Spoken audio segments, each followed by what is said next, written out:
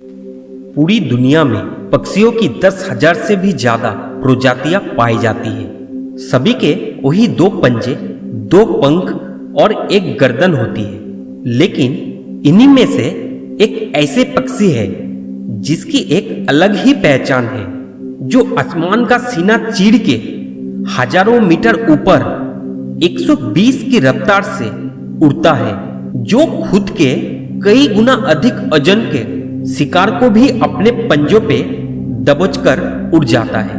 और इसीलिए उसे पक्षियों का राजा कहा जाता है, जिसे हम बाज के नाम से जानते हैं। और एक बाज इतना ऊंचा मुकाम हासिल करता है अपनी ट्रेनिंग और अपनी पुनर्जन्म की वजह से।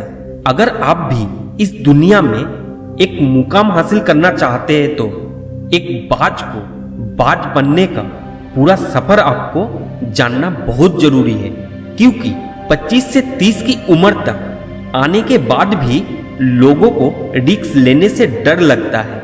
लेकिन एक बाज की जीवन की शुरुआत ही रिस्क से होती है। जिस उम्र में बाकी पक्षियों के बच्चे सिर्फ चींची करना सीखते हैं, उस उम्र में एक मादा बाज अपने बच्चे को पंजे में दबोचकर हजारों मीटर आसमान की ऊंचाइयों में उड़ जाती है, उसे ये बताने के लिए कि तेरा जन्म आसमान का सीना चीर के सबसे ऊपर उड़ने के लिए हुआ है। तेरा जन्म पक्षियों का बादशाह बनने के लिए हुआ है। जमीन से हजारों मीटर ऊपर ले जाकर मादा बाज अपने पंजों से उसे छोड़ देते हैं, और यहीं से शुरू होती है उसकी हाई रिस्क ट्रेनिंग। वो चूजा जमीन की तरफ तेजी से गिरने लगते हैं। थोड़ा नीचे आते हैं तो उसके पंख खुलने लगते हैं। नीचे आते आते वो अपने पंख फरफराने लगते हैं, लेकिन वो अभी तक उड़ना नहीं सीखा है। वो जमीन से कुछ ही ऊपर होता है। ऐसे लगता है कि कुछ ही सेकंड में उसका जीवन समाप्त हो जाएगा।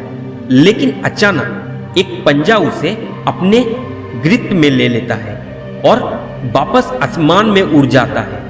वो पंजा होता है उसकी माँ का, जो उसके पीछे ही उड़ रही थी। उसकी ये ट्रेनिंग तब तक चलती रहती है जब तक वो उड़ना नहीं सीख जाता है। इतनी हाई रिस्क ट्रेनिंग होने के बाद इस दुनिया को एक बाज मिलता है। बारिश के वक्त जब सारे पक्षी आश्रय की तलाश करते हैं, तब यही बाज उस बारिश में आसमान का सीना चीरते हुए ऊपर निकल जाते हैं और बादल से कहता है, तू बरस ले, कितना बरसेगा। और फिर नीचे आकर चैलेंज करता है।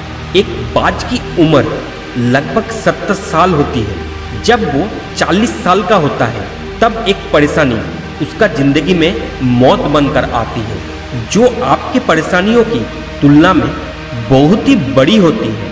क्योंकि 40 साल की उम्र में बाज की चोंच इतनी मुड़ जाती है कि उससे शिकार निकालने में बहुत परेशानी होती है।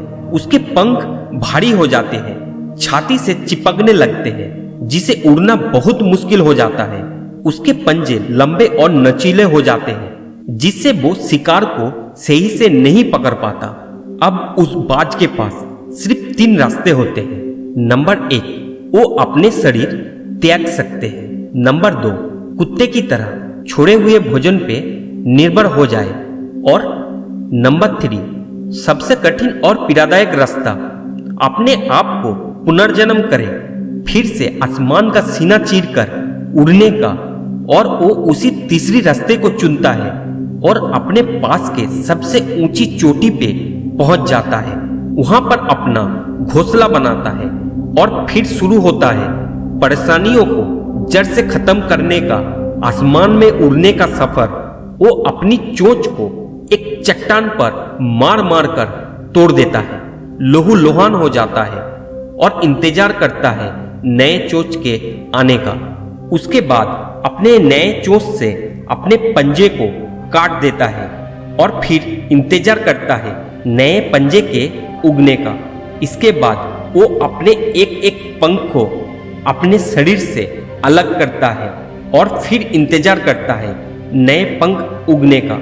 और इस प्रक्रिया में उसे समय लगता है पूरे 5 महीने का।